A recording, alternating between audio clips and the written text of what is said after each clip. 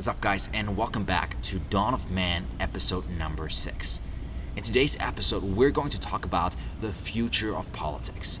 And this is the first episode where we're going to really dive deep into how the political landscape is going to shift.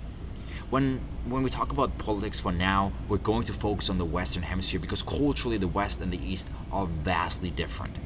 But when we look at the West, there's generally a trend towards a rise in plutocracy and an overall erosion in the way we practice democracy.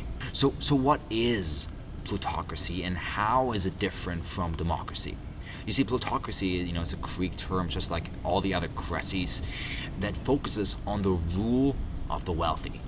And you might be saying that we already now live in an age where the wealthy rule, whether it's lobbyists, central banks, you name it. The wealthy already rule, but in general, we still have a sense of democracy where your vote matters.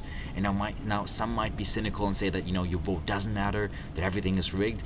But to a certain extent, we still have a certain level of democracy. But that is fastly shifting. And the way it's shifting is not into the hands of the big oil companies or arms dealers and all that kind of stuff that the parties that currently run the world. Right now we might complain a bit about oil companies, the NRA, food producers, and all that kind of stuff that seem like the big evil players. But what we have to understand is that the biggest shift is going to be towards technology. Because technology will be running our lives more and more. And there's two mistakes that our lawmakers are currently making that is allowing technology companies to truly run the world. And the two issues that we see right now is the following. First of all, we see a lack of information and understanding with our lawmakers. And secondly, we see an increase in wealth amongst technology companies, which will ultimately lead to them being the ultimate lobbying forces. Okay, so when we talk about a lack of understanding, a lack of information, I don't have to point any further than this week's events where Facebook and Mark Zuckerberg especially were called to the Senate and the Congress in order to testify upon a lot of the data breaches that have been happening with Facebook. You see, a lot of the senators and congressmen, it was evident they could not even articulate how social media works. They couldn't even ask proper questions on the whole process. So you see, and we live in 2018 right now, and social media, it's pretty much 2008, 2010 news. It's pretty old. It's, there's nothing new about it. In fact, they even had to ask, and we might put a few segments up on here, like, oh, how do you make money? You don't charge for it. Well, sir, we run ads, is what Mr. Zuckerberg has to say.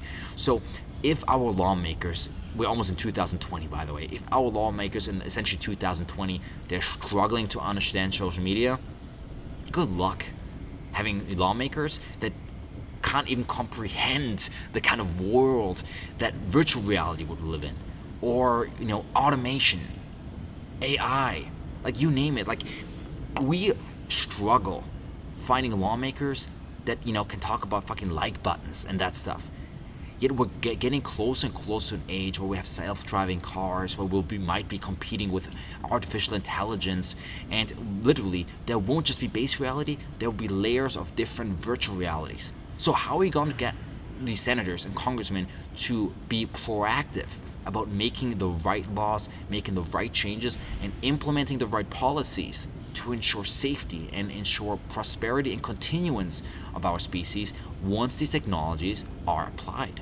You see, I just want to give a couple examples of, how can things go wrong if we're not forward thinking. So the first example that always comes to mind for me when we talk about, how lawmakers can make mistakes with emerging technology is AI, and most particularly recently, you might have seen it on social media or TV, Sophia the robot. Okay, so Sophia is this new AI, that's been making her rounds around late night TV shows, whether it's Jimmy Fallon or making a funny video, with Will Smith and all that kind of stuff. Basically, being one of the first, popularized AIs, that can actually that kind of looks like a human, can move like a human, talks like a human, has facial expressions, and can actually pick up on cues and is fairly smart. Now, you might, we don't know whether Sophia the robot is actually real or whether it's just some kind of media stunt. But just for today's argument, what we want to look at is the mistakes that have already been made and that can actually be made in the future. So lawmakers, they're not really thinking about what are the implications of AI. So what do? A lot of stupid shit, right? So for example, Saudi Arabia actually granted citizenship to Sophia the robot.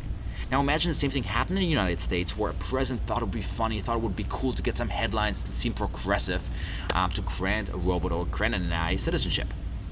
Now the problem is that AI is actually smart enough to use that as a precedent in order to extend those rights. Because what does it actually mean to be human? We haven't delineated that in the Constitution. You might say, look, well, you need to have an organic body. First of all, the Constitution doesn't say that.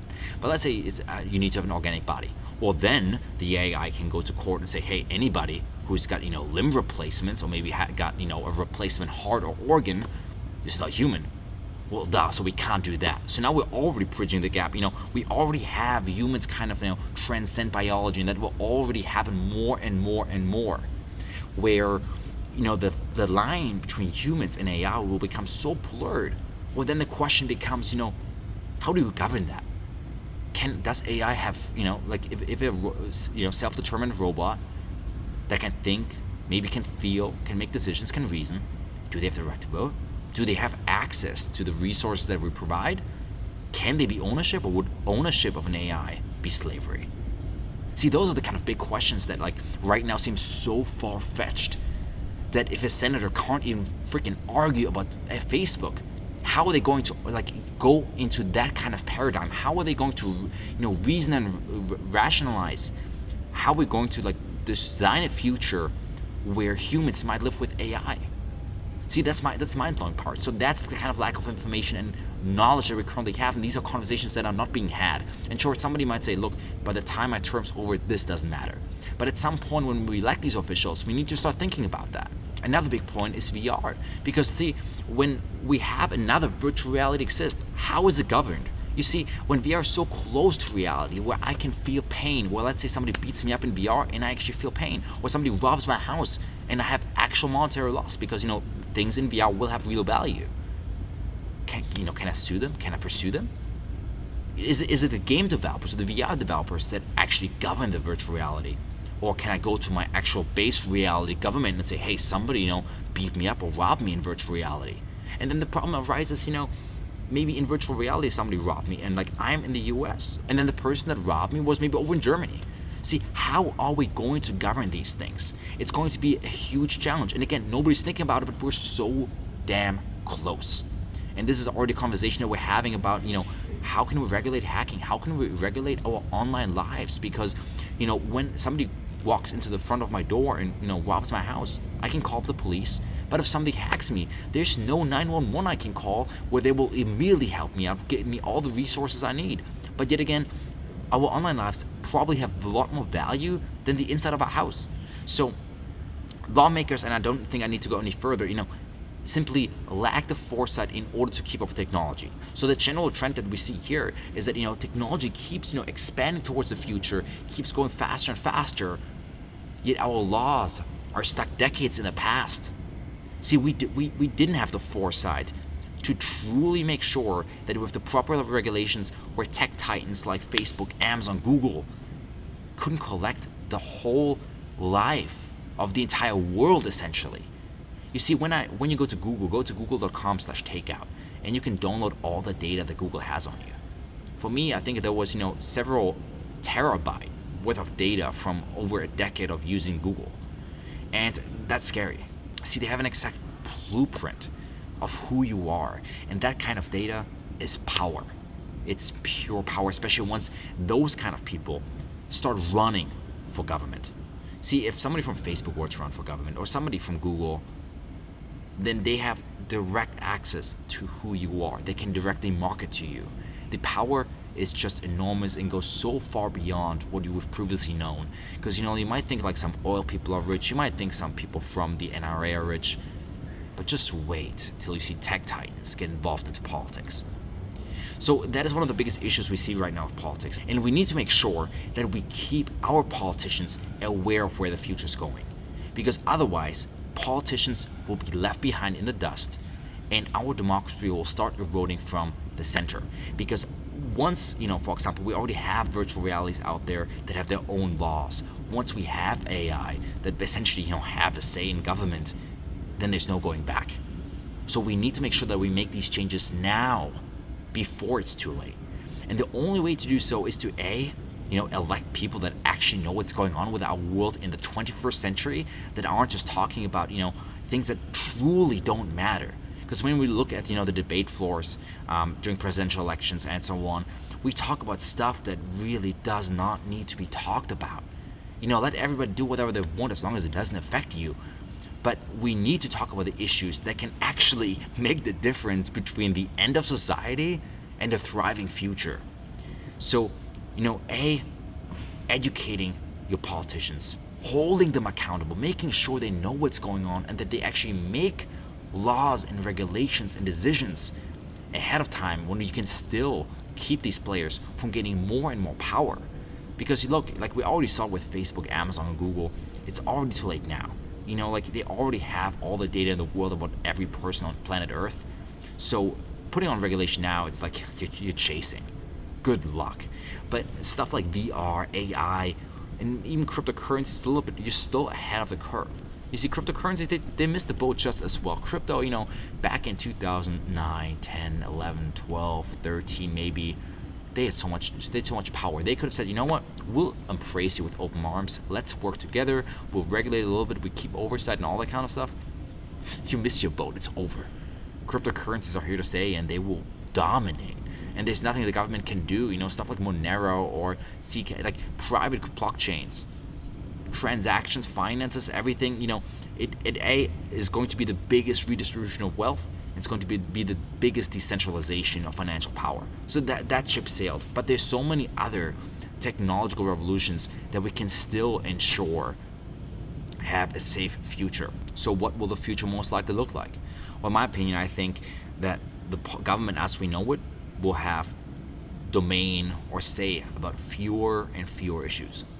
Because truly, we already see this happening now, I guess. We could say the issues that the government discusses, they really don't have all that much effect on most people, right? And the real big power is coming more and more into the hands of the big power players in technology. You see, because I spend more money on perhaps 5 technology companies. I give more data to perhaps 5 technology companies. I just give more power over my own life to perhaps 5 technology companies than the entire government of the United States. So we will live in this illusion of a democracy where it seems like, we vote, we may do all these things, but then again, the decisions that these few private companies make will have more impact and influence on our lives than the government under which we live. And that is why I see a rise in plutocracy, the rule of the rich. And if you want to make another little adage to that, also a rise in technocracy, which will be that in perhaps 20 years, 30 years, when we finally realize, that our government really messed up, that they're kind of too late, we'll start electing, power, political power will start going into the hands of those that actually have a deep understanding of technology. They will be able, to guide us in the right direction. But then again, where will these people come from? They will come from the tech sector, because only those that understand tech can truly communicate it. So what can we do? 1, decentralize, decentralize, decentralize. The best way to take away power from the few is to decentralize. And we have a whole video about this. If you haven't seen it yet, you can click it right here. Okay, it talks about centralization versus decentralization. Number 2 is to educate and really inform you politicians. Because look, right now democracy is still true. Your local representative comes from your hometown, essentially from your district. So they are approachable, they're reachable. Write them a letter, give them a call, talk to them in person, whatever it takes. And in the future, something I would personally look forward to, I would be more than happy to provide seminars or some lectures on these advanced technologies and how they will affect their politics. You see, we need to start informing and talking and starting this discourse with our politicians, because we focus so much on issues of 10 years ago, but we don't focus on the issues of 10 years ahead. This way, we're always making reactionary policies rather than proactive policies, and that's key. And lastly, I think it's really in our hands to be smarter, because the problem is that right now that we have is that we delegate all our rights and our powers. So we already talked about decentralization, but this goes a whole step further. yes, we elect people and we hope they fix things. Yes, we use services and we hope they do things right. But there's a certain personal responsibility to do the right thing, to push things in the right direction. So if you see that there's an issue with the way the world goes, you need to stand up for it. You need to make amends. You need to actually, for example, like if you see that company is totally corrupt and misusing your information, then stand up to them. Stop using them. Organize something against them. The bottom line is we can't just idly sit by and watch 1, 2, or 3 companies literally take over the world, because that is the direction we're going. And you might say, look, Felix, this is fucking conspiracy, this is bullshit. But the truth is, if there's a 50-50 chance that and even let's say there's a 10% chance that I'm right, would you really roll the dice 1 out of 10 for one company to truly rule the world? Because when we talk about Google, for example, Google has access to your email. They know who you talk to. Google has access to your searches. They know what you decide. They know what you search. They know what's going on up there. Google now, Google Home, they're listening to you probably. Not probably, they are listening to you. In fact, when you use something like Amazon Alexa, you actually consent to the idea that it's always listening, because only if it's always listening, it can catch when you actually start talking to it. So, it knows your emails, it knows who you talk to, it knows, what you're thinking, what you're desiring. It knows what you're talking about, who you're talking about. It knows where you're going, Google Maps. So and the list goes on, right? So these companies have a full-on blueprint. Who you are, what you desire, where you go, what it is that makes you you. So, and if you truly think that power cannot be abused, then, I guess turn this channel off, because this is not for you. But if you have any, sense to yourself, and you will understand the kind of powers that we've created, I think it's our responsibility to keep these powers in check, because the truth is, our politicians simply won't do it. And when they try, as we've seen with the Facebook trial, they're simply incapable. They have no fucking clue what they're talking about. They don't even know what questions to ask. And when they do, they're 10 years late. So guys, I hope you take this to heart. I hope you take a close look at where this world is going. And look, if you have a passion for these issues, I really put it to your heart. Get involved in the political process. Either run for an office, get involved with campaigns, start talking to your local politicians, whatever you can do, because if it's not our generation that starts having these conversations, then that will never transmute onto the debate floors, and we'll keep getting stuck, discussing the things of 10 years ago. So guys, let's make that change today, because our future depends on it. I hope you guys enjoyed this episode. I always love Dawn of Man. It's really close to my heart. Please go ahead and leave some comments of what you thought about this episode, what your perceptions are, where politics is truly heading, and what we can do to make a difference. So I see you guys next time. Peace.